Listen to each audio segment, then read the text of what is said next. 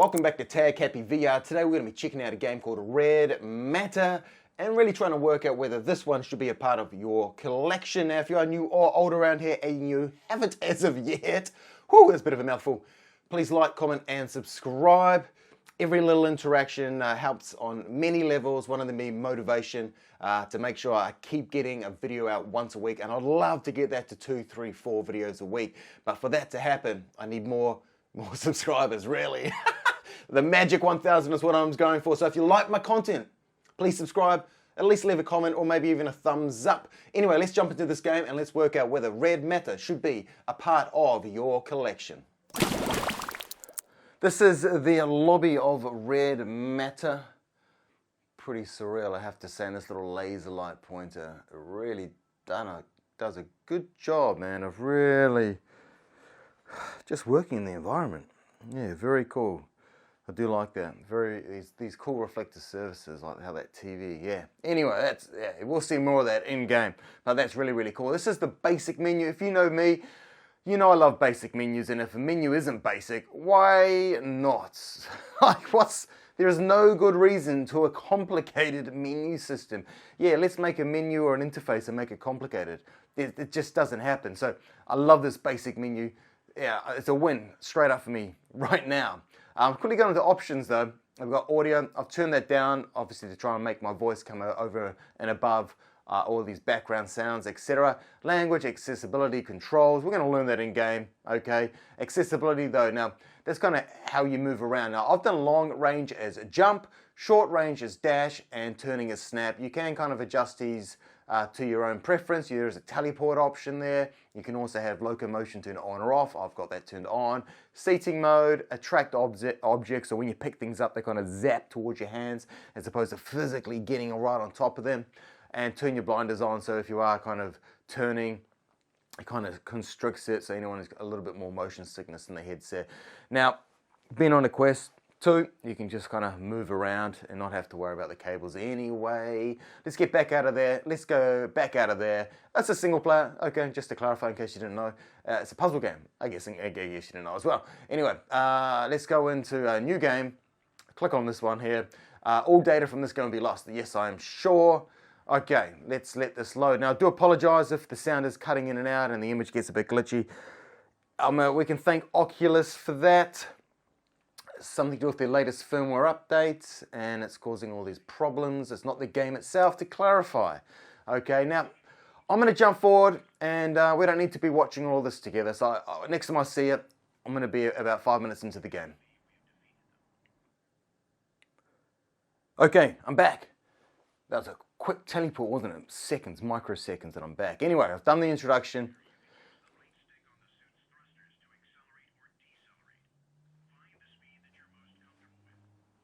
Okay, so effectively what's happening, what the gentleman was saying was, on my right hand I got my toggle button and I can kind of teleport forward. It's a very classic, a lot of games use this kind of concept. Okay, if you had teleport selected, you are going to teleport to that spot. I got jump, so it's kind of like a slow kind of jump, like you're on the moon. Now if I do that though, and then mid-air press forward again, it speeds me up. Okay, like woo! Okay, now the locomotion is the trigger on the left hand, and I kind of point my hand where I want to go. It's not directed by my head direction, and it's very natural. Okay, I have had some locomotions, it just doesn't feel natural. This feels very natural. It would be cool if you had a kind of a speed increase though by 10, 20, 40, 60%. I do find this just a little bit slow if I was going to walk through the whole game like this. Okay, so it would be cool if we can increase that. Let's just go for a bit of a walkabout though. Over to the edge here, so I'm just going to jump. Whee! And go right over. How far can I go? Okay, here we go. Done. Oh, that music's dramatic. I love it. Very sci-fi feeling. Okay, let's do a quick jump and you'll see what I mean here. Zap. Okay, so you got different ways to kind of just quickly moving around. Let's just take a look at this view. We got the sun. That's the Earth's sun, in our solar system. In front of us is Saturn here. And we're in a bit of some sort of snow blizzard. It's very cold, this part of the galaxy, solar system. All right, on my left here, it's got what I need to do, enter the base, and it's great the way they break this down. If there's something else they want us to do, you know, step 1, enter the base, and then below that they'll have almost like a step 2 breakdown of do this, and then do this, do this.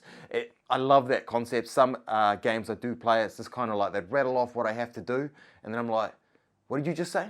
What's step 1 again? Whereas this one, I like the fact that it kind of gives you the 1 to 2 steps ahead always, to kind of always keep you orientated and your focus as to what you need to be doing.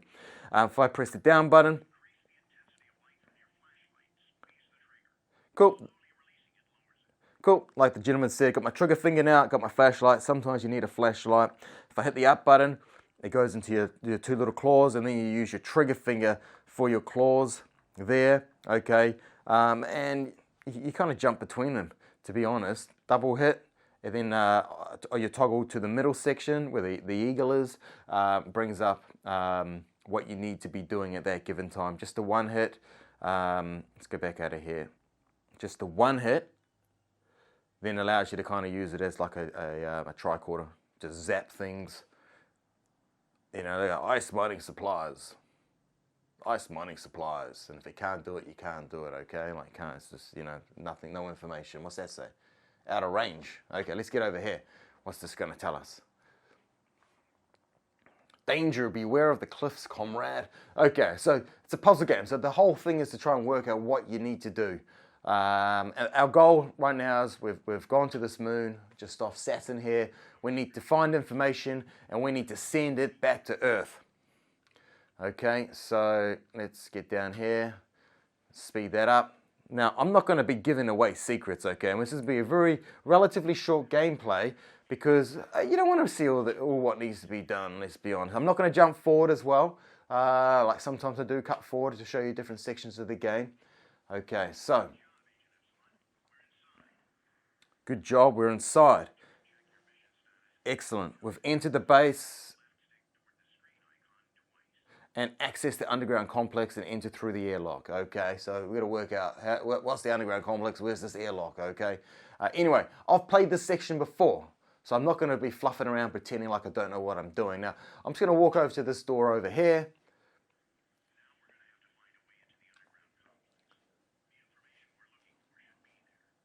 Cool, and I like it how they kind of lead you forward, okay? Now, if I go to the translator, scan, what's that say? Airlock. Bam, okay, I think I got to get through that door, okay? Now, over here is the data drive, and you're going to find these kind of tucked away in different places throughout the game, in lockers, for example, on benches, by computers, on the ground. When you see one, give it a scan. It gives you information to help you through the game, okay? So keep an eye out for them.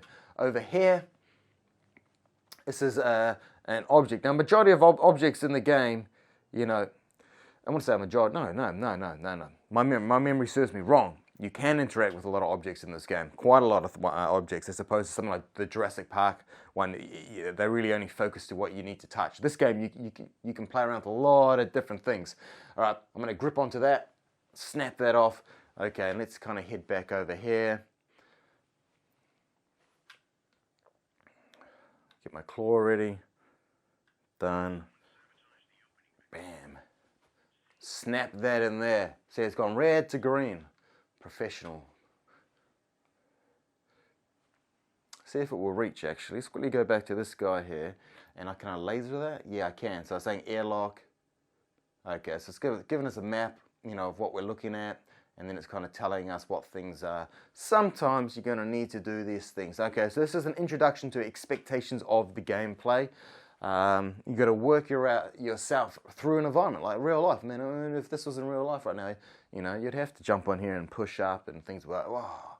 Always get me, these floating barrels. It's just spooky, man. I've got goosebumps again. You know, I don't know if these whispering voices came through, but they were whispering voices. And you got this crazy thing. What's this about? Who put some tag here? Hey, some graffiti, hey? But yeah, what's that about? Hey, who knows? Who knows? You have to play the game to find out. Okay, let's get this bad boy going. Let's get my trigger finger going. It just feels natural. I love it. I love it. Feels natural. Got a lot of haptic feedbacks going on here. What's that one do? Cool. Dun, dun, dun, dun, dun. Fantastic. Now, you can jump up, just so you know. you know, in case you spend a little while trying to work that out. Now, once again, glitchiness, I'm blaming on the Quest firmware. It's, yeah, whatever they've done on this last release has been awful. The game's fine. When I did play the game, there was no problems. And I have found that the audio has been dropping out, so I do apologise if the audio is dropping out. It's the Quest. Okay, let's open that up. Snap. Okay, now if I put that on the ground and I get low enough, I can get my laser beam going.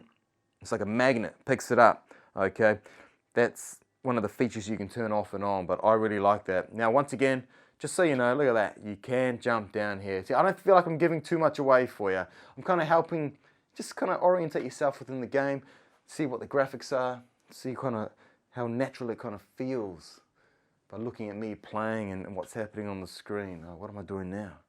Oh yeah, that's gonna go up. I love it. This bad boy popped out. Good thing I had my protein this morning. It's pretty tough. Step back a bit, wait for that to open, and let's get in here. All right, the graphics are great, right? And so far the puzzles haven't been that difficult. All right, so I press this button here, and I'll show you how to do the next step. Jokes! Well, that was Red Matter. Now, that was a very, very quick introduction to it. It's a puzzle game, so I was never going to give it all away. What's the point of that? You know, maybe in a future release I might do a complete walkthrough, okay? But for the time being, I'm not. There's so many games that I'm playing right now and have played, and I need to get a video out for, to be honest. Anyway, Red Matter, what do you think? What are your first initial impressions of this game? Now, for myself, the graphics are incredible. They're wrapped up, they're highly polished, the art design behind them. It's all there. You know, when you compare it to some of the other great games out there on the Quest 2, Walkabout Mini Golf, they've got a solid art design and they work their style of graphics. Okay, Red Matter does the same. The Climb 2, it does the same. Okay, insofar as the VR mechanics, it's up there with the best, without a doubt. You feel very natural in the way you move and interact as your real life character in your digital character, which is what you want. To me, that's one of the biggest things. I'll be happy to quite sacrifice a little bit of graphics, to be honest, to get that immersion through my actions, reflect the actual actions in the game, and they do that really well, except for that one little, when you got your little laser and you're pointing and you're trying to interpret the text. I hate the fact you got to kind of have your hand tilted up higher for the laser to come shooting down a little bit, but it locks on. So once it locks on and it's lasering, you can tilt your hand anywhere anyway. So why couldn't I just tilt it, not tilt it, shoot it like a gun, boom, and then if I needed to read the digital display through tilting my hand, just tilt it. I would have preferred that. Okay, I'm not too sure why they went with what they did. Anyway, no biggie. Okay, no biggie. Okay, but yeah, I would have liked to have that. Then it would have been a perfect 10 in the VR mechanics. The story is great. You know, I can't give anything away, okay? But the pace of the story, where the cutouts happen throughout the story, there's no jump scares. Anyone kind of afraid of jump scares? Look, there's no jump scares, okay? But it's spooky, okay? It's eerie. You know, you're in a abandoned base somewhere on a moon and around Saturn. It is spooky. But it was perfect. It was very suspenseful. I loved it. Surreal at times. It kind of reminded me of Space Odyssey 2001's the atmospheric feel at times. Great movie if you've ever seen it. Anyway, so the story's good, okay? And if you jump online and see other reviews, you know, I expect them to be saying the same. You know, yeah, I do. What else do we got to talk about? We've done the VR mechanics, we've done the story, we've done the graphics. Now it's a single player. It's a puzzle game. What do you expect? Being a puzzle game, though, how much replayability are you going to have? Now, I'm going to give this an 8.5 out of 10. Okay, I would have given it a 9, but it's a puzzle game. Okay, and you're not going to have that level of replayability like an arcade shooter or table tennis or mini golf or, you know, something like that. Okay, so you got to give it yourself a few months, 6 months, 12 months before you might have to loop back around to it again and give it a crack. And it's a solid 8.5, well-deserved 8.5. It's not a weakling 8.5. It's there, okay. And I give all respects to the devs teams who have made this game, hands down. I'm glad I got it. I was always on the fence with a puzzle game, and you've converted me. Congratulations on the Red Matter team. You've converted me to a puzzle game player, and I think I'm going to go and get some more. Now, if you're on the fence and you think, oh, do I want a puzzle game? I think you should, okay? If you really, really, really hate puzzle games, maybe you want to stay away from it. If you're on the fence, definitely get it. If you love puzzle games, definitely get it. Okay, anyway, that's enough from Tag Happy VR. Thanks for listening. If you have made it this far, don't forget to like, comment, subscribe, and below is a link to some Tag Happy VR groovy merch. Not really VR related, it's groovy stuff. Go check it out. Anyway, till next time.